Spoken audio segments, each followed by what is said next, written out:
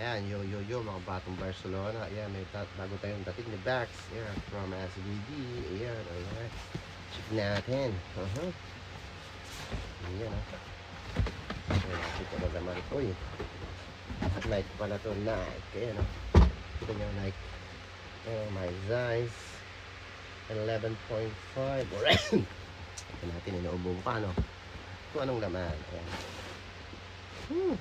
Ayan, kulay yellow siya, black and yellow. Black and yellow, black and yellow. Ayun, yan ang Wutsang. Tinatawag, Nike Dunk Wutsang. Yan, may logo siya. Ayan, no? Parang Batman, no? Pero honeybee nakikita ko sa mga Google. Ayan. Leather siya. Ayan, no? Leather.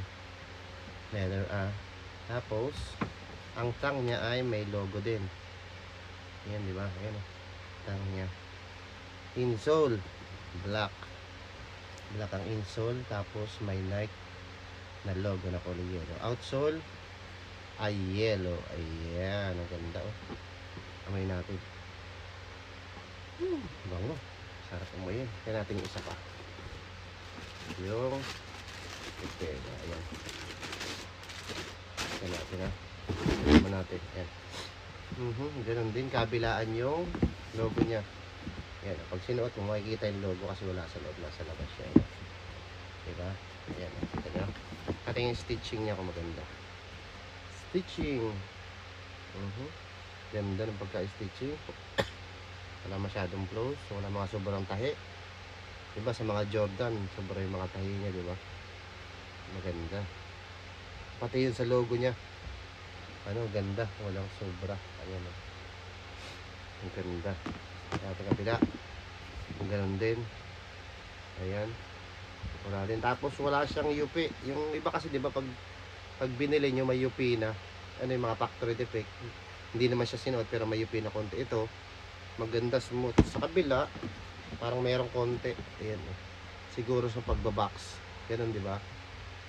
Pansinin nyo yung mga shoes nyo pag binibili nyo, parang mayroong konting UP. Yun yung mga masaselan. Pero kung hindi naman masaselan, hindi nyo mapapansin yun. Tapos sa lace, yellow ang lace nya, pero siyang extra lace katulad ng mga Jordan, di ba?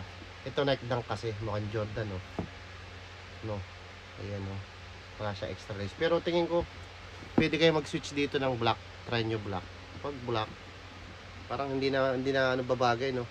Kaya siguro wala siyang extra lace kasi baka hindi bumagay. Ayan. Yung Nike shoes niya ay yellow.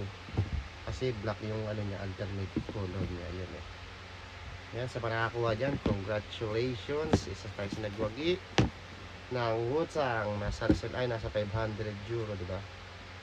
Ayan, pero ngayon, nasa 250 lang something. Ayan, congratulations. At yun lang. At yung susunod, Kobe naman tayo. Unboxing ng Kobe. Abangan nyo. Adiyo.